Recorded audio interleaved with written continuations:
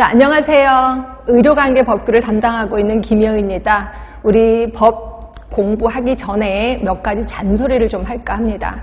자, 제 책은요, 2011년부터 2023년, 다시 말해서 13개년 문제가 수록이 되어 있습니다. 그럼 그동안의 법은 엄청 많이 바뀌었는데요. 예, 맞아요. 법이 수시로 개정이 되거든요. 그러면 문제는요, 예, 그때그때마다 문제도 수정을 하였습니다.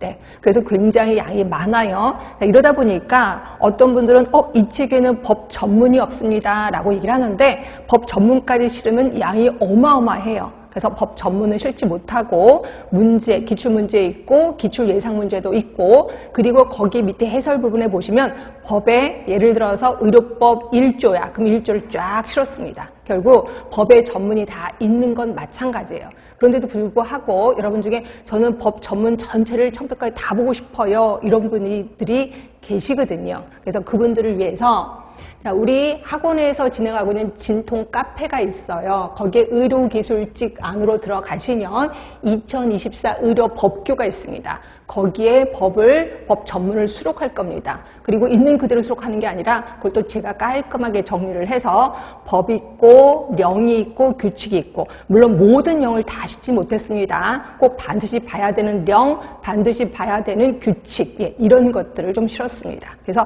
여러분들 여기 오시기 전에 그 제가 미리 올려드린 법 전문을 다 뽑아서, 그렇죠? 뽑아서 갖고 오셔야 돼. 왜냐면 수업 시간에 제가 법 전문을 공부하고 그거에 관련된 기출문제를 풀고 이런 식으로 좀 할 겁니다. 그러니까 다 뽑아 갖고 오시면 되고요.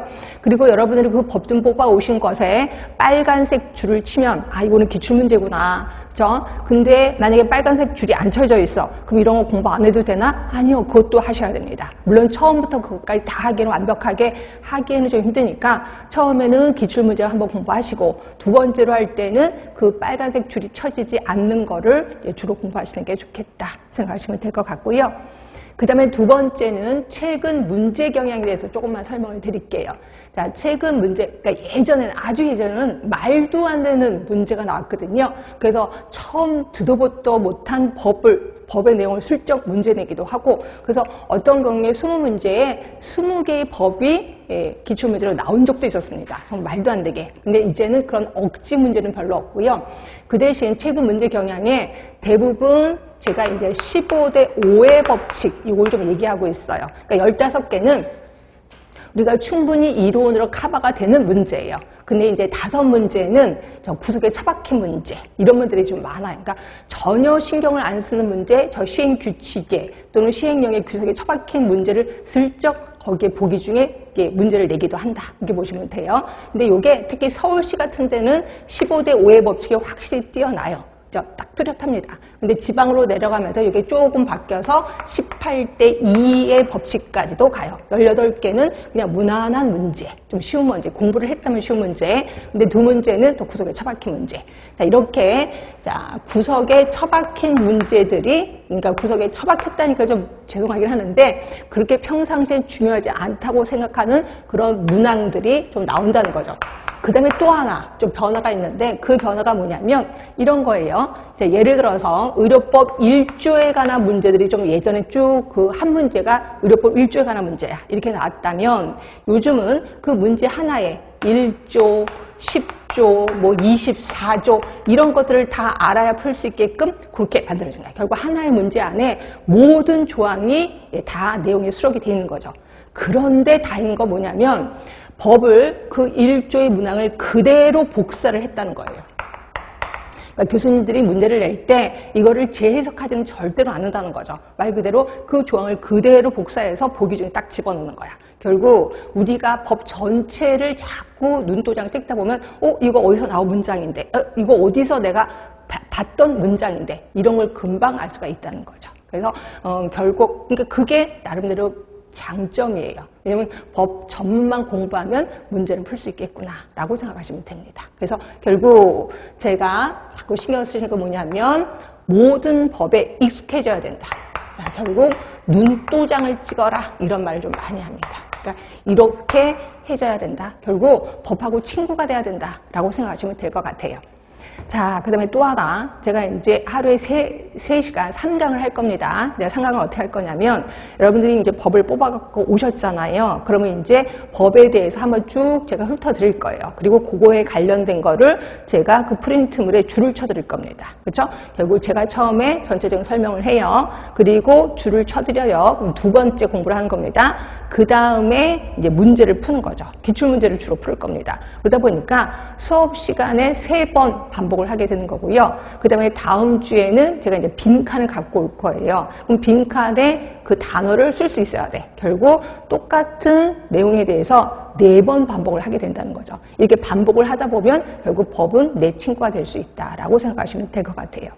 자, 그럼 이 정도 잔소리를 좀 하고요. 우리 책으로 바로 들어갈게요.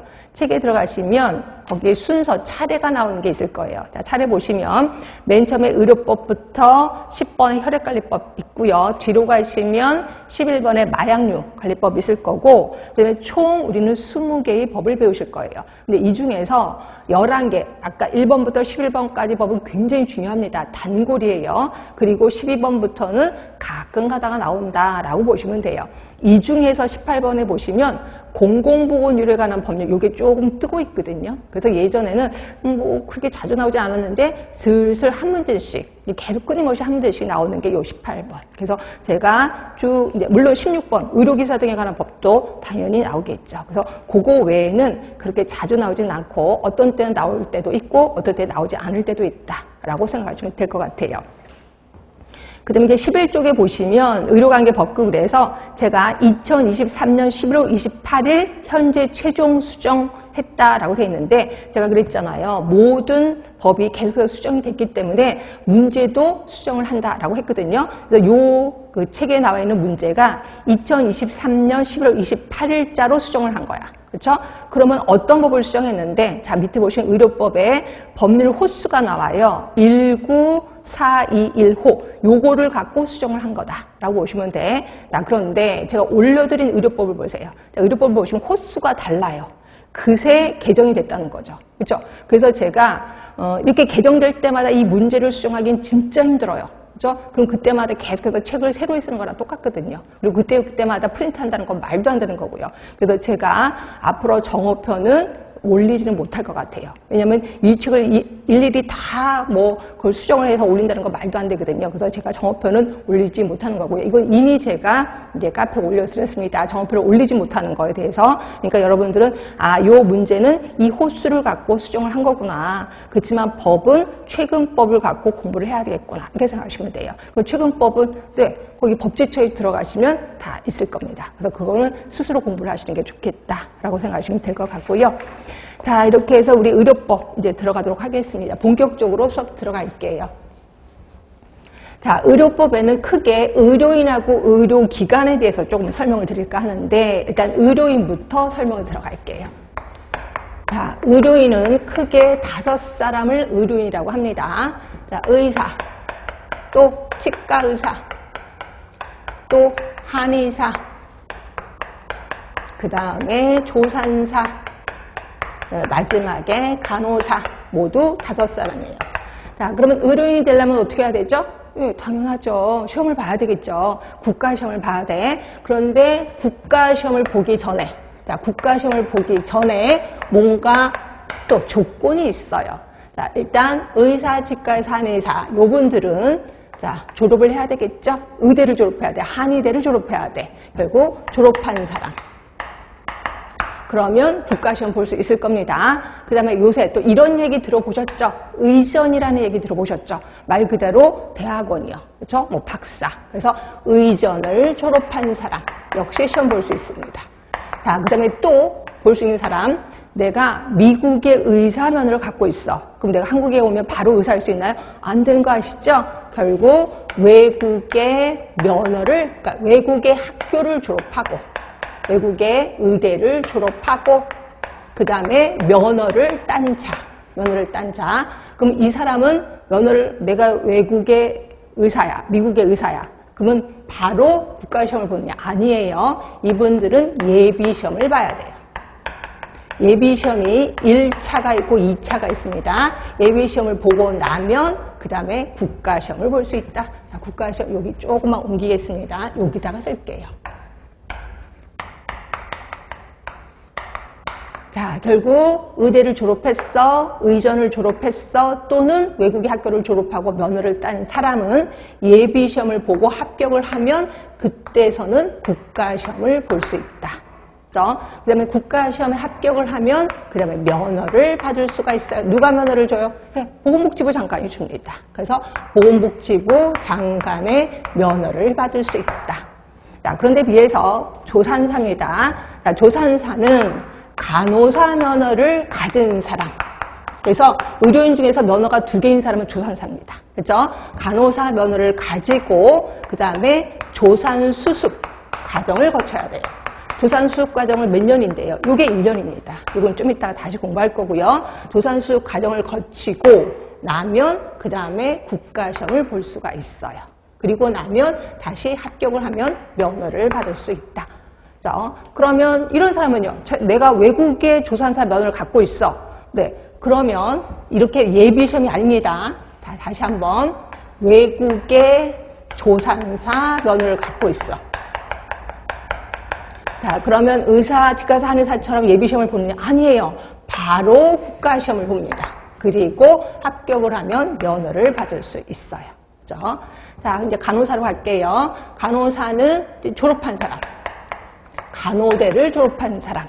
그렇죠? 그러면 국가시험을 봅니다. 바로 국가시험을 봅니다. 바로 국가시험을 보고 그 다음에 합격을 하면 면허를 받을 수 있는 거죠. 자, 그러면 이런 경우는요. 내가 미국의 간호사 면허를 갖고 있어. 자, 외국의 면허를 갖고 있는 거예요. 외국의 간호사 면허를 갖고 있어. 이 사람들도 똑같이 의사처럼 예비시험 봐야 되나요? 아니에요. 이분들 바로 국가시험을 봅니다. 그리고 합격을 하면 면허를 받을 수 있다. 자, 여기서 좀 다른 점은 의사, 치과사, 한의사는 예비시험을 봐야 된다는 거. 외국의 학교를 졸업했을 때입니다. 그런데 조산사나 간호사는 외국의 면허를 갖고 있으면 바로 국가시험을 볼 수 있다. 하시면 될 것 같고.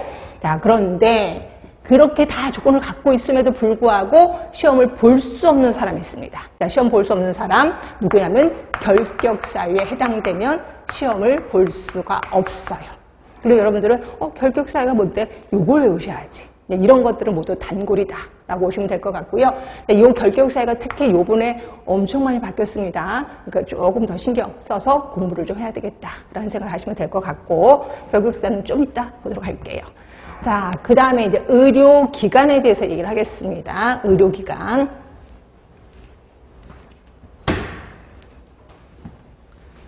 자, 의료기관도 전체적으로 한번 보고 가시는 게 좋아요. 자, 우리 의료기관 하면 크게 3가지로 나눠요. 하나가 의원급 의료기관, 그 다음에 조산원, 그 다음에 3번째가 병원급 의료기관. 크게 3수로 나눌 수 있어요. 그렇죠? 자, 의원급 의료기관 하면 외래 환자야, 입원 환자야. 그치. 외래 환자를 진료할 목적으로 세워진 의료기관을 얘기하는 거고요. 종류는 의원, 그 다음에 치과의원, 한의원 이렇게 있습니다. 자, 조산원은 조산원 이따가 이제 법을 보고 좀 보실 거고요. 자, 병원급은 입원 환자를 진료할 목적으로 세워진 의료기관을 얘기하는 거죠. 그리고 여기에 종류에는 꽤나 많습니다. 자, 병원, 그 다음에 치과병원, 그 다음에 한방병원, 그 다음에 요양병원. 시험지에 자주 나옵니다. 요양병원. 그리고 마지막에 들어간 게 정신병원이요. 이게 마지막으로 들어갔습니다. 그리고 또 하나가 종합병원. 이렇게 있습니다. 이 중에서 자, 병원, 치과병원, 한방병원, 요양병원은 몇 병상 이상이냐면 30병상 이상이요. 30병상 이상이면 이거를 우리 병원이라고 하는데, 이 중에서 굳이 30병상이 아니어도 되는 거 있습니다. 뭘까요? 그치, 치과병원이지. 치과병원은 굳이 30병상이 아니어도 된다. 외우셔야 돼. 그러면 정신병원은요? 정신병원은 우리 의료법에서는 별 말이 없어요. 근데 정신과 관련된 법이 있는데 거기서는 50병상 이상을 정신병원이라고 지정하긴 합니다. 근데 굳이 그것까지 외우실 필요는 없을 것 같고. 그러면 종합병원은요? 종합병원은 100병상 이상이에요. 자, 그런데 이 종합병원을 다시 둘로 나눠놓습니다. 어떻게 나눠놓냐면 100병상 이상, 300병상 이하. 또 하나가 300병상을 초과했을 때. 자, 그럼 100병상 이상, 300병상 이하면 필수 진료 과목 7개입니다. 그리고 300병상을 초과했다니까 300개부터야, 301개부터야, 301개부터예요. 그러면 얘는 필수 진료 과목 9개. 그럼 2개 과가 차이 나죠? 이 정도로 외우시는 게 좋겠죠? 그죠? 치과, 그 다음에 정신건강의학과. 자, 이제 문제는 나머지과, 요 7개 과, 이거 외워야 되냐 이거죠. 저는 외우라고 얘기하고 있습니다. 이것도 이따 법을 보고 확인을 좀 하도록 하겠습니다. 자, 그리고 또 하나, 이것도 같이 그냥 할게요. 공부하는 게 같이 합시다. 내가 의사인데, 자, 의원을 개설할 거야. 의원급을 개설할 거야. 또는 내가 조산원을 개설할 거야. 또는 내가 병원을 개설할 거야. 그죠? 자, 그러면 내가 의원 조산을 개설할 겁니다. 개설. 그러면 요거는 시군 구청장에게 신고만 하면 돼요. 신고. 근데 병원은 좀 스케일이 크겠죠. 그렇죠? 그래서 병원은 시도지사의 허가입니다. 물론 그 위원회의 뭐 심의를 거쳐서 이런 말은 있습니다. 근데 하여튼 결론적으로는 시도지사의 허가. 자, 그런데 내가 이사하고 싶어. 뭐 A라는 동네에서 B라는 동네로 이사하고 싶어. 이전도 똑같습니다. 이전도 시군구청장의 신고, 시도지사의 허가. 자, 그런데 내가 폐업하고 싶어. 폐업. 이제 그만하고 싶어. 또는 1개월 이상 휴업할 거야. 휴업. 그러면 몽땅 다 시군구청장에게 신고만 하면 됩니다. 자, 이렇게 모든 의료기관은 시군구청장 아니면 시도지사거든요. 그런데 유일하게 보건복지부 장관이 지정하는 의료기관이 있어요. 그럼 보건복지부 장관이 지정한다는 굉장히 스케일이 큰 의료기관이겠구나라고 생각하시면 되고요. 요게 2개 있습니다. 하나가 상급 종합병원. 시험에 자주 나옵니다. 그리고 또 하나가 전문병원. 자, 상급 종합병원은 어느 급에서 한다고? 종합병원 중에서 지정을 합니다. 자, 전문병원은 병원 중에서 지정을 하는 거죠. 그리고 상급 종합병원 중에서 자, 중증질환에 대해서 난이도가 높은 의료행위를 하는 곳을 상급 종합병원으로 지정을 해요. 그런데 비해서 전문병원은 특정 질환에 대해서 난이도가 높은 의료행위를 하는 곳을 전문병원으로 지정을 한다는 거죠. 아까 제가 필수 진료 과목 7개, 9개 이거 해줬었죠. 근데 상급 종합병원 필수 진료 과목이 20개나 됩니다. 굉장히 큰 의료기관이겠구나라고 보시면 될 것 같아요. 자, 이렇게 해서 우리 의료인 얘기했고 의료기관 대강 슬쩍 얘기한 겁니다. 자, 요거에 대해서 한번 보도록 할게요. 자, 나눠드린 프린트를 보시면, 자, 의료법 목적, 목적은 그냥 슬쩍 넘어가시는데, 한 번 좀 보셔야 돼. 모든 국민이 수준 높은 의료 혜택을 받을 수 있도록 국민 의료에 필요한 사항을 규정함으로써. 그래서 요 법, 목적 문항을 보고 딱 보자마자, 아, 이건 의료법이구나, 라고 알 수 있게끔 운도장 찍으시면 되고요. 자, 2조, 이제 기출문제 나왔던 거, 의료인입니다. 자, 의료인이란 장관의 면허를 받은 5사람. 의사, 치과의사, 한의사, 조산사, 간호사 얘기를 했고요. 그 다음에 2번 이분들의 하는 일이요. 시험지에 나왔겠지. 그쵸? 자, 1번 의사입니다. 의료와 보건지도를. 자, 치과의사, 치과의료와 구강보건지도를. 아, 치과자라는 말, 구강이라는 말을 집어넣으면 되겠구나. 그 다음에 한의사입니다. 한의사는 한방의료와 한방보건지도. 아, 얘는 한방자만 집어넣으면 되네. 그다음에 조산사는 조산과 임산부, 신생아에 대한 보건과 양호지도. 외우셔야지 뭐. 자꾸 눈도장 찍으셔야지. 그 다음에 임무가 제일 많은 사람이 간호사네. 그럼 시험 문제는 정말 많이 나오겠구나. 자, 간호사에 하는 일입니다. 가번에 보시면 환자의 간호 요구에 대한 관찰, 자료 수집, 간호 판단, 요양을 위한 간호. 나번 대부분의 사람들이 요것만 알고 있을 거예요. 의사, 치과의사, 한의사의 지도하에 시행하는 진료 보조. 그 다음에 답번에 보시면 간호 요구자에 대한 교육 상담, 건강증진 활동의 기획과 수행, 그 밖에 대통령으로 정하는 보건활동. 아, 요거 대통령령, 요것도 혹시 모르시는 분 있을까봐 요것도 잔소리 겸 얘기하겠습니다. 우리가 법은 항상 3개가 세트인 건 아시죠? 법이 있고, 그 다음에 시행령이 있고, 그 다음에 시행규칙이 있습니다. 시행규칙. 법은 그냥 법이에요. 근데 령 하면은 요거는 대통령령을 얘기하는 겁니다. 그래서 결국 우리가 여기서 법에서 대통령령에 의거해서라고 하는 거는 시행령을 보라는 거예요. 자, 그런데 비해서 시행규칙은 보건복지부령이에요. 자, 결국 법에서 보건복지부령에 의거해서라고 하면 이건 시행규칙을 보자라고 얘기하는 거예요. 네, 또 하나 잔소리 겸 좀 알아두세요. 모든 법에는 기본계획이라는 게 있습니다. 기본계획. 기본계획이니까 누가 짜냐면 제일 높은 사람, 보건복지부 장관이 짭니다. 자, 몇 년에 한 번씩 짜냐면 5년에 한 번씩 기본계획을 짜요. 그리고 나서 이거를 밑으로 내립니다. 그 밑이 누구냐면 시도지사예요. 그럼 시도지사는 장관의 기본계획을 근거로 자기 시, 자기 도의 실행계획을 짭니다. 얼마나 자주 짜요? 매년 짭니다. 매년. 자, 그리고 나서 이걸 또 밑으로 내립니다. 밑이 누구냐면은 시군구청장.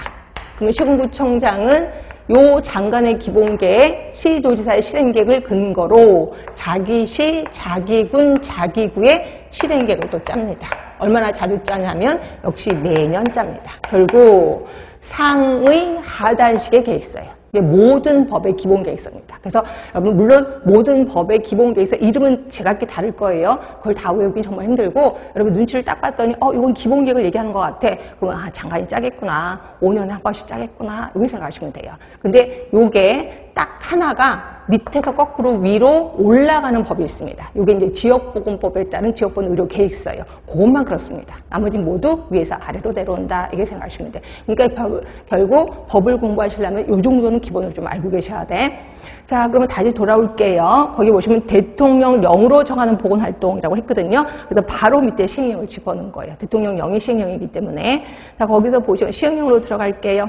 자, 1번에 보시면 농특법에 따른 보건진료 전담 공무원 들어보셨을 거예요. 보건진료 전담 공무원으로서 행하는 보건활동. 그 다음에 2번, 혹시 여러분들 그 보건소에 가시면 임산부 배려방 또는 그 예방접종실에 간호사 있는 건 아실 거예요. 요것 때문에 있습니다. 그래서 모자보건 전문가가 행하는 모자보건 활동. 그 다음에 3번째, 혹시 그 결핵실에 가도 간호사 있는 거 아시죠? 요것 때문에 있는 겁니다. 결핵예방법에 따른 보건활동. 그 다음에 4번째는 그 밖의 법령에 따른 간호사의 보건활동으로 정해진 업무. 요게 대통령령으로 정한 간호사들의 보건활동이에요. 요게 따로 시험 문제가 나온 적 있었습니다. 좀 기억해 두시면 되고. 다시 위로 올라가세요. 자, 이렇게 있고, 그 다음에 라번에 보시면 간호조무사가 수행하는 업무 보조에 대한 지도. 간호조무사의 업무 보조에 대해서도 지도하는 게 간호사구나 하시면 될 것 같아. 자, 요게 이제 의료인. 자, 3조로 갈게요. 의료기관. 자, 의료기관이란 의료인이 공중 또는 특정 다수인을 위해서 의료조산의 업을 행하는 곳. 정말 신기한 게 뭐냐면요. 의료조산의 업을 행하는 곳이잖아요. 근데 보기 중에 이렇게 나와. 1번 의료기관이란 뭐냐? 의료조산의 업을 행하는 곳. 자, 2번 의료보건의 업을 행하는 곳.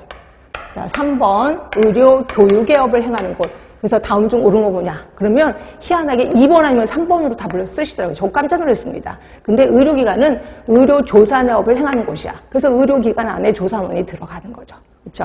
그래서 정확하게 의료조산의 업을 행하는 곳을 의료기관이라고 하는구나. 자, 그리고 2번입니다.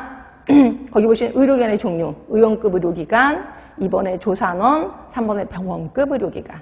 자, 의원급 의료기관 옆에 보이시죠? 의사, 치과의사 또는 한의사가 주로 외래 환자를 진료할 목적으로 세워진 곳이고 종류 3개. 아까 칠판에 써드렸고요. 네, 조산원입니다. 조산사가 조산과 임산부, 신생아를 대상으로 보건활동과 교육, 상담을 하는 의료기관. 이것도 그냥 눈도장 찍으셔야지 뭐. 그 다음에 이제 병원급입니다.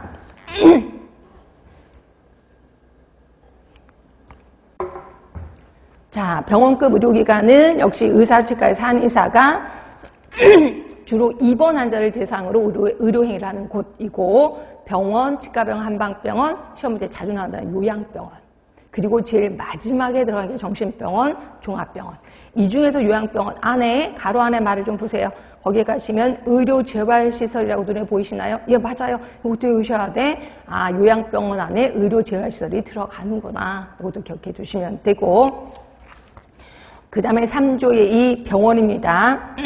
병원, 치과병원, 한방병원, 요양병원은 30개 이상의 병상, 그런데 가로 안에 병원, 한방병원, 그리고 또는 요양병원만 해당이 되는데 무슨 병원 없어요? 치과병원 없잖아요. 그래서 제가 아까 치과병원은 굳이 30병상이 아니어도 된다라고 표현했고요. 그 다음에 3조의 3 종합병원입니다. 자, 1번 보시면 100개 이상의 병상을 갖출 것 말씀드렸고, 이걸 다시 둘로 나눠놨다 그랬죠? 2번, 3번을 묶어두세요. 2번은 100병상 이상, 300병상 이하. 그리고 3번은 300병상을 초과했을 때.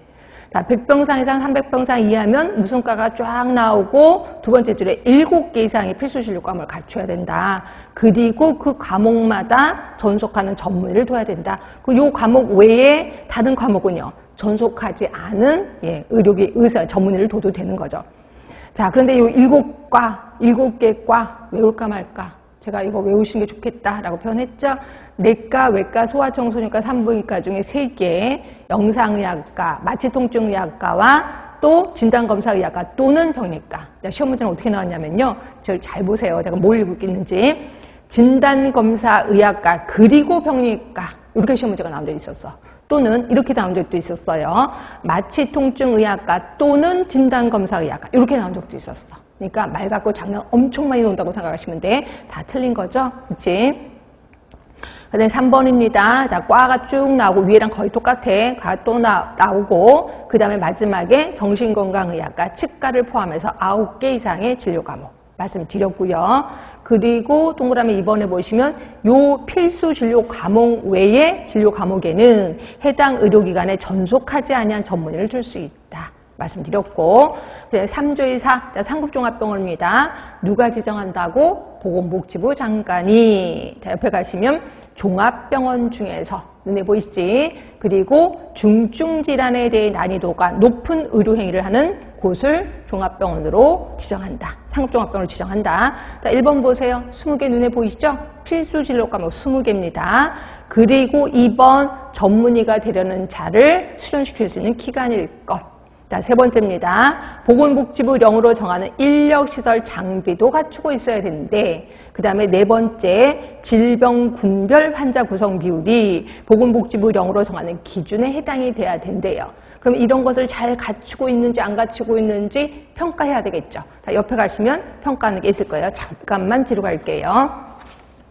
자, 동그라미 2번으로 가시면 돼. 거기 가운데 우리 시행규칙, 별표 이건 좀 이따 볼 거예요. 거기 보시면 동그라미 2번에 보건복지부 장관은 이렇게 지정한 사항, 그리고 전문성에 대해서 평가를 실시하여야 된다. 아, 조금 전에 말한 4가지 항목, 이게 잘 제대로 이루어져 있는지. 그리고 전문성에 대해서 평가를 한대요. 자, 동그라미 3번. 눈치로 보니까 몇 년에 한 번씩 하는 것 같아요? 그치, 3년이라고 눈에 보이시잖아요. 3년마다 평가를 해서 재지정하거나 지정을 취소할 수 있다는 거야. 물론 장관이 이거 혼자 못하겠죠. 이런 것까지 평가하시겠습니까? 4번에 보시면 보건복지부 장관은 이러한 평가 업무를 관계 전문기관 단체에 위탁할 수 있다라고 되어 있습니다. 그럼 다시 앞으로 오세요. 자, 지정하는 거예요. 상급종합병원의 지정.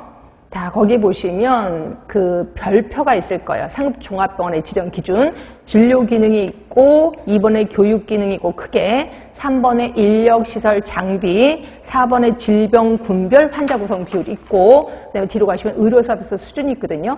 이쪽 부분이 한 번도 시험 문제에 나온 적은 없어요.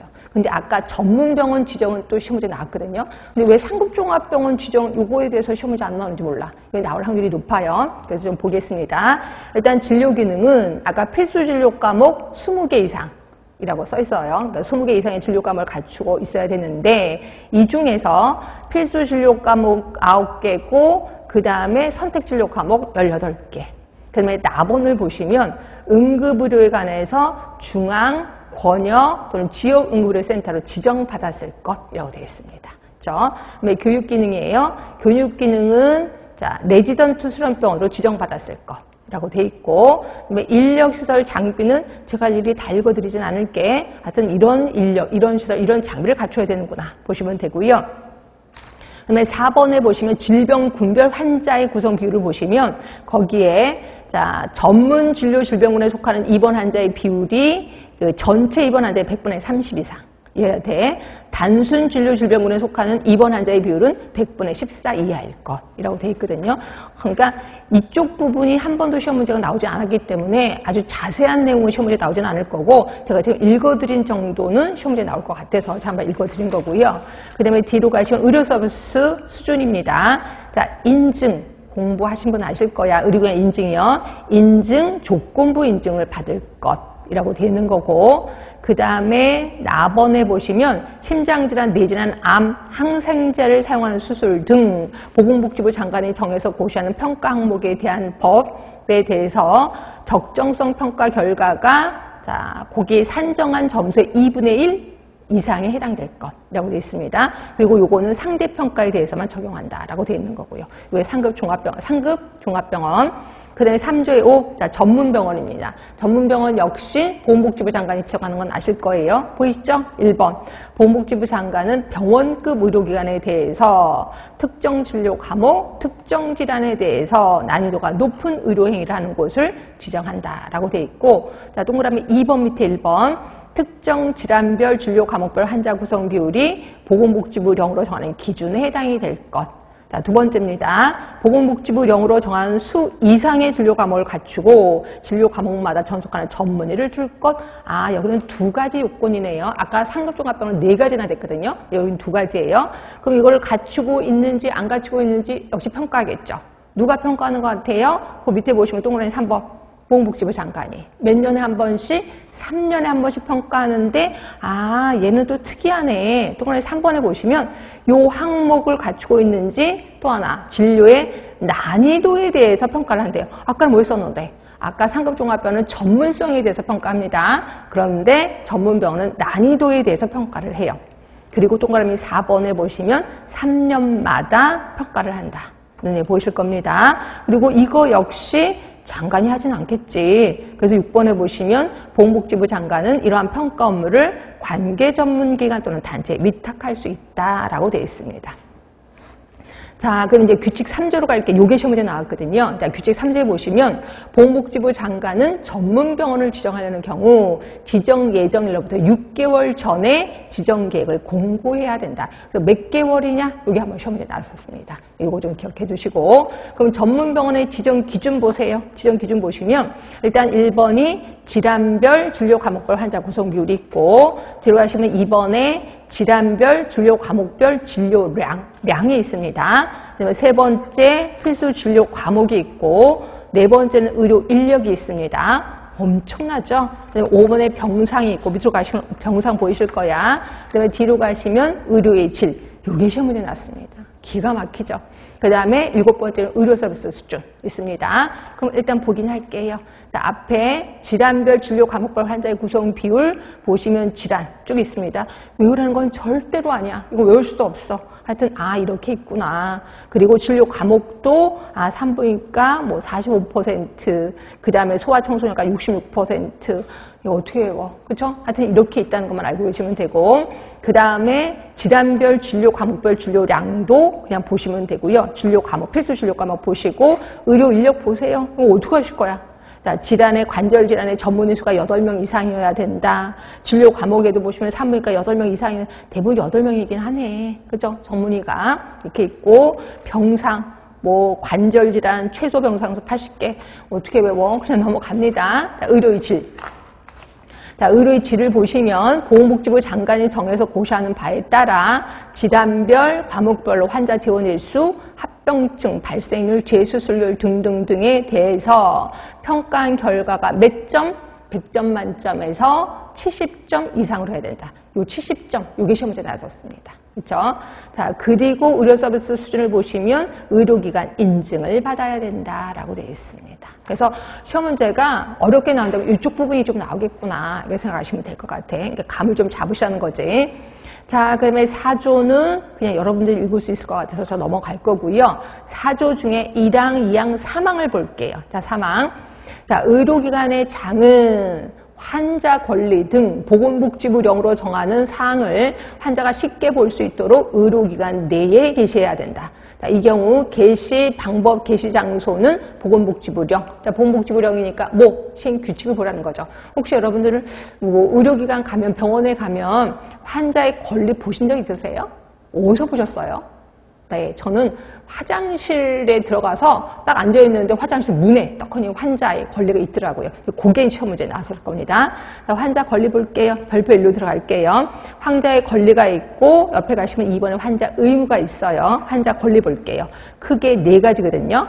진료받을 권리 있습니다. 나번에 알 권리, 그 다음에 자기결정권. 항상 자기결정권이 중요한 것 같아요. 그래서 이쪽 부분이 좀 시험 문제 나왔었는데 환자는 담당 의사, 간호사 등으로부터 질병 상태, 치료 방법, 의학적인 연구 대상 여부, 장기 이식 여부, 부작용 등 예상 결과, 진료 비용에 대해서 조건이 있었네. 충분히 설명을 들어야 돼. 충분히 설명을 듣고 자세히 물어볼 수 있고 이에 관한 동의 여부를 결정할 권리를 갖는다는 거죠. 이걸 우리 알 권리, 자기결정권이라고 표현하는 거고 그다음에 다번에 비밀보호 받을 권리 있습니다. 네, 나번에는 상담 조정을 신청할 권리가 있습니다. 이게 보건의료 기본법으로 가면 조금 약간 달라지거든요. 근데 의료법에서는 환자의 권리를 요 4가지를 보고 있습니다. 그러면 어떻게 할까요? 의료법 걸 외울까요? 보건의료 기본법 걸 외울까요? 2개 다 외우셔야 돼. 시험 문제는 어떻게 나오는데 의료법에 의거해서 또는 보건의료 기본법에 의거해서 이렇게 나오거든요. 그러니까 우리는 다 외우셔야 된다. 결국 우리는 암기 왕이 돼야 되겠구나라고 생각하시면 될 것 같아요. 일단 4가지 있고요. 그다음에 환자 의무는 자, 의료인에 대한 신뢰 존중의 의무, 그 다음에 나번에 부정한 방법으로 진료를 받지 않을 의무가 있다라고 보시면 돼요. 예, 그래서 이거 자, 그 다음에 우리 5항도 좀 볼까 합니다. 이것도 한 번도 시험 문제 나오진 않았는데 혹시 여러분들 의료기관에 가면 거기 의료인들 하다못해 실습하는 학생들이 명찰 달고 있는 거 아세요? 네, 그거에 대한 게 여기 나왔는데 한 번도 시험 문제가 나온 적이 없어서 그래도 하여튼 보긴 할게요. 자, 5번에 보시면 의료기관의 장은 환자와 보호자가 의료행위를 하는 사람의 신분을 알 수 있도록 4사람이 나와요. 의료인. 그 밑에 보시면 학생. 보이시죠? 바로 옆에 가시면 간호조무사. 보이시지? 그 밑에 줄에 가시면 의료기사. 결국 의료인, 학생, 간호조무사, 의료기사. 요 4사람에게 의료기관 내에서 옆에 가시면 명찰을 달도록 지시 감독해야 된다는 거죠. 자, 문제는 저는 요거보다는 그 다음 사항이 문제 나올 것 같아. 명찰을 달지 않아도 되는 곳이 6군데가 있습니다. 이런 것들은 그냥 외워둡시다. 6군데밖에 안 되니까 명찰을 달지 않아도 되는 곳이에요. 자, 응급의료 상황이요. 그리고 수술실 내. 그 다음에 의료행위를 하지 아니할 때. 3개 나왔습니다. 자, 밑으로 가시면 시행 0으로 들어가세요. 0으로 들어가셔서 사망. 동그라미 3번 격리병실. 그 다음에 무균치료실. 네, 3번은 옆으로 가시면 보건복지부 장관이 병원 감염 예방에 필요하다고 인정해서 고시하는 시설, 여기에 3개 시설이 나오거든요. 격리병실, 무균치료실, 그 다음 위에 다 있는 거 그대로 나와요. 그리고 중환자실. 위에 나옵니다. 결국 6군데야. 응급의료 상황, 수술실 내, 그 다음에 의료행위를 하지 않을 때, 그 다음에 격리병실, 무균치료실, 마지막에 중환자실. 이 6군데는 명찰을 달지 않아도 된다라고 알고 계시면 될 것 같아요. 자, 그 다음에 4조의 2예요. 자, 4조의, 이거 또 보자. 6번 볼게요. 아까 동그라미 5번 받고 동그라미 6번입니다. 자, 의료인은 일회용 의료기기. 일회용 의료기기가 뭔데 한 번 사용할 목적으로 제작되거나 한 번의 의료행위에서 한 환자에게 사용해야 하는 의료기기 딱 한 번만 사용하는 거 이게 일회용 의료기기인데 이거를 한 번 사용한 후 다시 사용해서는 아니 된다라고 되어 있습니다. 그렇죠? 자, 여러분 상식선에서 일회용 주사기 한 번 더 사용하면 돼 안 돼? 아깝잖아 버리기. 예, 근데 한 번 더 사용하면 돼, 안 돼? 안 돼요. 그쵸? 근데 요게 언제 생겼냐면 보세요. 신설된 게 2016년이야. 근데 이전에는 사람들이 일용주사기 당연히 한 번만 사용하지. 근데 이걸 여러 번 사용한 사람이 있어요. 여러 번 사용한 게 뿐이 아니라 7년 동안 일용 주사기를 7년 동안 사용한 의료기관이 있었다니까요. 그래서 그 의료기관을 지나간 모든 할머니, 할아버지가 모두 시험과정에 걸리는 난리가 난 적이 있었습니다. 근데 그 의료기관, 의원이었거든요. 의원의 원장을 처벌을 해야 되는데 처벌할 법이 없는 거야. 왜? 일회용 주사기를 한 번만 사용하라는 법이 없었거든요. 난리가 났었죠. 근데 이 인간 그대로 놔두면 안 되잖아. 그래서 너 잠깐만 기다려. 부랴부랴 법을 만든 거예요. 그리고 나서 그 사람을 이제 면허 취소를 시킨 거죠. 이런 식이에요. 그러니까 우리가 상식선에서 이런 건 설마 안 하겠지. 그런데도 불구하고 그걸 하니까 법을 어떻게 처벌할 법이 없네. 이때 법을 만들게 된다라고 보시면 돼. 근데 이때 법을 만들 때 그것도 하나 더 만들려고 했어요. 의료인은 술을 먹고 의료 행위를 하면 안 된다. 이걸 집어넣으려고 했거든요. 근데 그거 못 집어넣었어요. 그러면 여러분들은 의료인은 술을 먹고 의료 행위를 해도 돼요. 상관없어요. 법에는 없으니까. 그렇죠? 근데 이걸 법에 집어넣으면 어떤 일이 벌어지는지 아세요? 내가 조그만 섬의 의사야. 유일하게 의사야. 근데 내가 의원을 다 이제 6시에 끝나서 퇴근했어. 친구랑 술 한잔 먹었는데, 먹고 나서 이제 응급이 터진 거예요. 근데 이 환자를 내가 술 먹었으니까 환자 치료 못해요. 이 환자 죽을 수밖에 없다는 거죠. 근데 이 환자 섬이라 그랬잖아, 아까. 그러면 육진 데까지 가는 도중에 죽을 수밖에 없다는 거죠. 근데 이런 일이 벌어질 것 같아서 그런 문항을 아예 뺐습니다. 그러니까, 그리고 만약에 또 술 먹고 하다가 무슨 사건을 터뜨리면 이때서는 이제 부랴부랴 법을 또 집어넣을 수도 있을 것 같아요. 하여튼 이런 상황이다. 이렇게 보시면 되고, 요거에 대한 벌칙은 이따 좀 보도록 하겠습니다. 자, 그리고 4조 2, 자, 간호간병 통합 서비스. 요것도 슬슬 시험 문제 나오기 시작하는데, 간호간병 통합 서비스가 뭔지는 아시죠? 그래서 보호자가 없는, 그런 그 병동을 얘기하는 건데, 1번 볼게요. 간호간병 통합 서비스란, 입원 환자를 대상으로 하는 거구나. 외래 환자는 아니었구나. 입원 환자를 대상으로 보호자 등이 상주하지 아니하고 세 사람이 나옵니다. 간호사, 옆으로 가시면 간호조무사, 또 옆으로 가시면 간병지원 인력, 요 세 사람이 나옵니다. 요 세 사람에 의해서 포괄적으로 제공되는 입원 서비스, 이걸 우리 간호간병 통합 서비스라고 하는데, 그럼 여러분들은 모든 병원이 다 이런 간호간병 통합 서비스를 해야 되나요? 아닌 건 아실 거예요. 그게 2번에 있어요. 자, 보건복지부 0으로 정하는 병원급 의료기관, 병원급이네. 병원급 의료기관은 간호간병 통합 서비스를 제공할 수 있도록 노력해야 된다야. 그럼 여러분들 보건복지부 0으로 정하는 병원급 의료기관이 어떤 건데요? 그게 보건복지부 0이니까 시행규칙이죠? 자, 시행규칙 그 밑에 보시면 1조의 4에 동그라미 2번을 보세요. 동그라미 2번을 보이시지? 보건복지부 0으로 정하는 병원급 의료기관은 병원, 치과병원, 한방병원, 종합병원을 말한다. 우리가 알고 있는 병원, 무슨 병원 없어요? 요양병원 없네요. 또 정신병원도 없네요. 그럼 이런 것들이 시험 문제 나왔겠구나. 병원, 치과병원, 한방병원, 종합병원만 해당이 됩니다. 요양병원 없고 치과병원은 아니에요. 그럼 다시 위로 올라가세요. 자, 이렇게 노력하여야 된다. 노력만 하면 되는구나. 자, 그런데 그 동그라미 3번, 4번으로 가자. 자, 공공보건의료에 관한 법률, 우리 나중에 배우실 건데, 여기에 따른 공공보건의료기관 중 보건복지부 0으로 정하는 병원급 의료기관은 간호간병 통합 서비스를 제공하여야 한다야. 아까는 제공할 수 있어요. 근데 여기는 반드시 해야 되는 거야.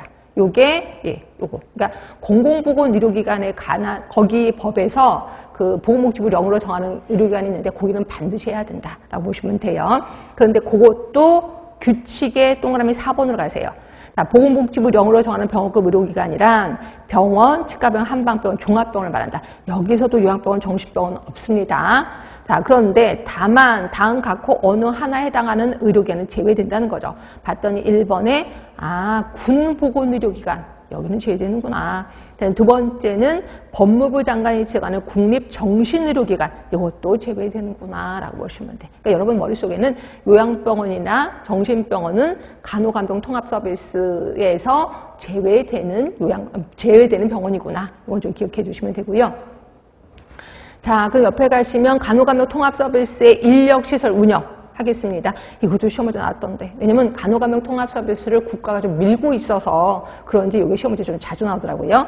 일단 인력 기준 있고, 밑에 가시면 2번에 시설 기준이 있고, 맨 밑에 가시면 운영 기준이 있을 겁니다. 인력 기준부터 볼게요.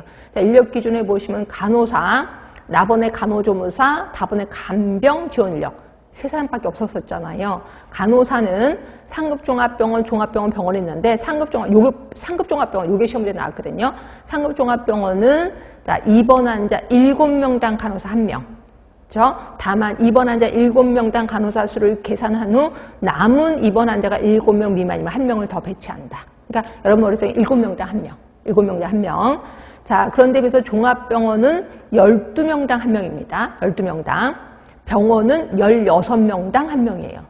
외우는 뭐 규칙도 없고, 그렇죠? 어떻게 그냥 7, 12, 16. 차라리 7, 14, 21 이러면 얼마나 좋아. 근데 규칙도 없습니다. 그냥 간호조무사요. 자, 간호조무사는 입원 환자 40명당 1명. 40명당 1명. 간병 지원 인력은 1명 이상. 라고 되어 있습니다. 1명 이상. 그러니까 결국 큰 것만 외우시다. 상급종합병원 7명당 1명. 간호조무사는 그런 거 구분 없이 40명당 1명. 그 다음에 간병 지원 인력은 1명 이상. 이렇게 외우시면 돼. 자, 시설 기준도 보시면, 이것도 시험 문제 나왔습니다. 어떻게 하면 좋아? 간호간병 통합 서비스를 제공하는 병동은 다른 병동과 규별되도록 설치할 것. 네, 그럴 것 같아요. 나번에 보시면 간호간병 통합 서비스 병동 내 시설 장비는 다음의 기준에 따를 것. 간호사실, 각 층마다 1개 이상. 입원실 복도, 문턱이 없어야 돼. 한 번쯤은 좀 읽어보세요. 자, 목욕실. 자, 목욕실에 문턱이 없을 것. 또 미끄럼 방지. 네, 맞아요. 화장실, 입원실 내에 설치할 것. 그리고 미끄럼 방지, 또 문턱이 없을 것. 그죠? 그다음에 비상연락 장치 보시면 되고, 욕창 방지용품, 요게 시험지에 나왔거든요. 욕창 방지용품은 운영병상의 100분의 5 이상. 이때 소수점 이하는 올림입니다. 반올림 아닙니다. 올려서 계산할 것. 100분의 5. 요게 시험지에 나왔거든요. 그렇죠? 근데 운영 기준입니다. 간호간병 통합 서비스의 병동에 배치된 인력은 해당 서비스를 제공하는 업무에만 종사할 것. 이거 자주 나온 문장입니다. 자, 그리고 나번, 다번, 라번 여러분들 좀 읽어보시면 되고요. 그래서 간호간병 통합 서비스는 시험 문제 은근히 많이 나온다는 것만 알고 계시면 돼요. 또 공부하시면 되고, 그 다음에 4조의 3이에요. 의료인의 면허 대여 금지. 당연히 의료인이 면허 빌려줘도 안 되고 빌려받아서도 안 되는 거 아실 거야. 자, 1번 볼게요. 의료인은, 자, 거기 보시면 의료인은 여기 밑에 줄이에요. 받은 면허를 다른 사람에게 대여해서는 아니 된다. 대여해서는 안 된다니까 빌려주면 안 된다는 거지. 만약에 이거 빌려줬어. 그럼 어떻게 해요? 벌칙. 외우셔야 돼, 이거. 자, 5년 이하의 징역이나 5년 이하의 징역이나 5천만 원 이하의 벌금이에요. 제가 가끔가다 벌칙 얘기할 거거든요. 이거 시험지에 나왔다는 거예요. 틈틈이 외우시면 돼. 자, 의료인의 면허를 빌려줬어. 5년 이하의 징역이나 5천만 원 이하의 벌금. 외워두시면 되고요. 자, 그 다음에 5조 의사, 치과, 한의사 면허입니다. 이것도 아까 칠판에 다 써드린 거야. 자, 1번 볼게요. 의사, 치과, 한의사가 되려는 자는 다음 갖고 어느 하나에 해당하는 자격을 가진 자로서 자, 국가시험에 합격한 후 장관의 면허를 받아야 된다. 자, 누가 시험을 볼 수 있느냐? 1번입니다. 고등교육법에 따른 인정기관의 인증을 받은 의학, 치의학, 한의학을 전공하는 대학을 졸업하고 의학사, 치의학사, 한의학사 학위를 받은 자. 그래서 제가 아까 졸업한 자라고 표현했고요. 2번입니다. 평가인증기구의 인증을 받은 의학, 치의학, 한의학을 전공하는 전문대학원을 졸업하고 제가 아까 의전이라고 했었던 거예요. 석사학위, 박사학위를 받은 자. 자, 세 번째입니다. 외국에 해당하는 학교를 졸업하고 외국의 의사, 치과, 한의사 면허를 받은 자로서 예비시험에 합격한 자. 그러면 국가시험 볼 수 있다는 거죠. 그 다음에 2번, 이게 뭐예요? 이걸 은근히 모르시는 분 많더라고요. 평가인증기구의 인증을 받은 의학, 치의학, 한의학을 전공하는 대학, 전문대학원을 6개월 이내에 졸업하고 해당 학위를 받을 것으로 예정된 자 누구세요, 이 사람들? 혹시 여러분들 여러분들 졸업이 언제예요? 대학교 졸업이? 제가 알기로 2월이거든요. 근데 국시는 언제 보는지 아세요? 국시는 1월 말에 봐요. 결국 졸업하기 전에 국시를 먼저 본단 말이에요. 이거. 그래서 6개월 이내에 졸업할 것으로 예정된 자. 그러니까 졸업을 앞둔 자도 시험을 볼 수가 있다는 거죠. 예, 그걸 얘기하는 겁니다. 그래서 6조 볼게요. 조산사 면허. 조산사가 되려는 사람은 옆에 쭉 가시면 조산사 국가시험을 합격한 후 장관의 면허를 받아야 돼. 그러면 시험 볼 수 있는 사람 1번 간호사 면허를 가지고 자 의료기관에서 1년간 조산수습 과정을 마친 자. 아까 제가 말씀드렸죠. 그리고 2번 외국의 조산사 면허를 받은 자. 이거 보세요. 예비시험 없잖아요. 그렇죠? 그러면 조산수습 과정이 어떤 곳인데 자 시행규칙 3조로 들어갑니다. 어떤 조산수습 과정이냐면 거기 동그라미 1번의 두 번째 줄. 산부인과 수련병원, 소아청소년과 수련병원. 아, 산부인과 또는 소아청소년과 수련병원. 요게 수습 의료기관이에요. 자, 그리고, 좀 보시면 돼. 요거 좀 보시면 되고, 요보다 좀 더 깊게 들어갈까 싶은데, 한 요 정도까지만 좀 들어갈게요. 그 다음에 제가 문제풀이 하면서는 조금 더 깊게 들어가긴 할 거예요. 그 다음에 이제 간호사 면허 들어갈게요. 간호사가 되려는 사람은 역시 간호사 국가시험에 합격한 후 장관의 면허를 받아야 된다라고 했고요. 자, 일대 시험 볼 수 있는 사람 1번 평가인증기구의 인증을 받은 간호학을 전공하는 대학, 전문대학을 졸업한 자. 자, 2번입니다. 외국에 해당하는 학교를 졸업하고 외국의 간호사 면허를 받은 자. 역시 뭐가 없어요? 예비시험 없구나 라고 표현을 하고 있습니다. 그렇죠? 여기까지가 우리 면허 다 끝냈고 조금만 쉬셨다가 바로 들어가도록 하겠습니다.